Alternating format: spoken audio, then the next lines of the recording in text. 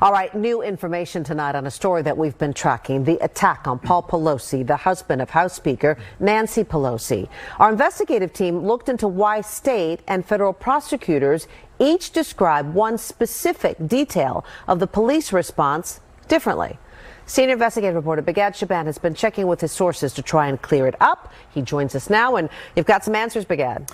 Well, Jess, this all has to do with the moments, seconds really, just before Paul Pelosi was struck in the head with a hammer inside his San Francisco home. Now, there continues to be contradicting accounts of a relatively simple question. Who opened the door that night when San Francisco police arrived to the Pelosi house?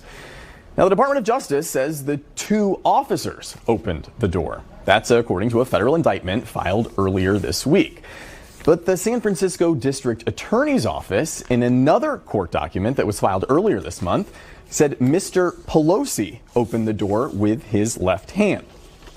So the question is, what really happened? According to a source familiar with the investigation who personally watched the police body camera footage from that night, officers knocked on the door of the Pelosi home, then backed away. And the video clearly shows Paul Pelosi open the door with his left hand, just like what was noted in the documents filed by the DA's office. Now, also as written in the DA docs, the source tells us the body cam video shows officers having a brief conversation with Pelosi and David DePape, that's the man accused of breaking into the Pelosi home, before DePape starts beating Pelosi with a hammer.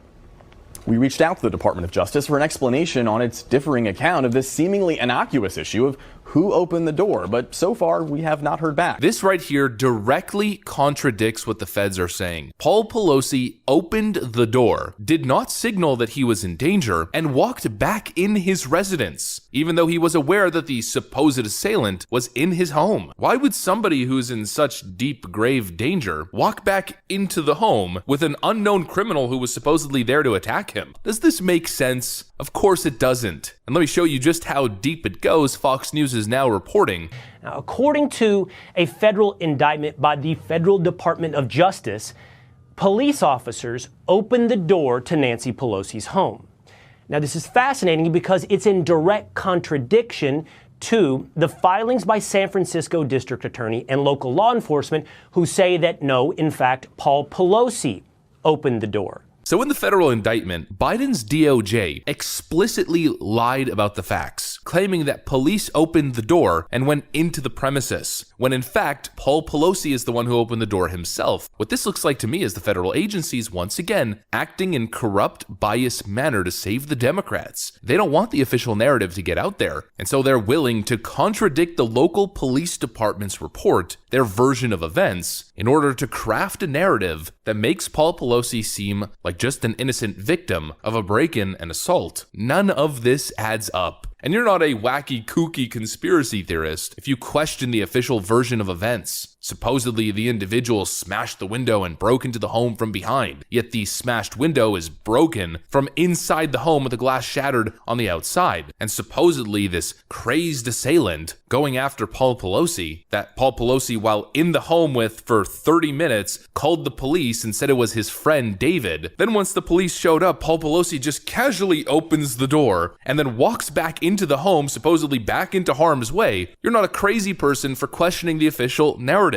It's complete bogus, clearly. And there's obviously a massive cover-up here, not only involving the DOJ, but involving the leftist mainstream media, because some of these facts were actually reported by NBC initially during this little segment here with NBC reporter Miguel Almaguer. The front door was opened by Mr. Pelosi. The 82-year-old did not immediately declare an emergency or try to leave his home, but instead began walking several feet back into the foyer toward the assailant and away from police. Why Pelosi didn't try to flee or tell responding officers he was in distress is unclear. We still don't know exactly what unfolded between Mr. Pelosi and the suspect for the 30 minutes they were alone inside that house before police arrived. And NBC literally disappeared this guy because of that report. He reported the actual facts of the story initially as it was happening, based on the information that he was getting from police officers on the ground. And he was suspended over it, and he has not been seen on air for 3 weeks. he just disappeared. The narrative disappeared because the powers that be behind the scenes, the ones pulling the strings, the puppet masters, are abusing their power to protect the Pelosi family, especially right before the midterms. Of course, NBC News can't be reporting accurately on a Pelosi scandal 2 weeks ahead of the midterms. No, of course not. That would be too fair. Instead, what they do is parade actors like Hillary Clinton. Of course, what the mainstream media would rather do is parade left-wing actors like Hillary Clinton and others to push the approved left-wing mainstream propaganda narrative that David DePape was an alt-right, QAnon, MAGA extremist who was living in a hippie commune, because of course, that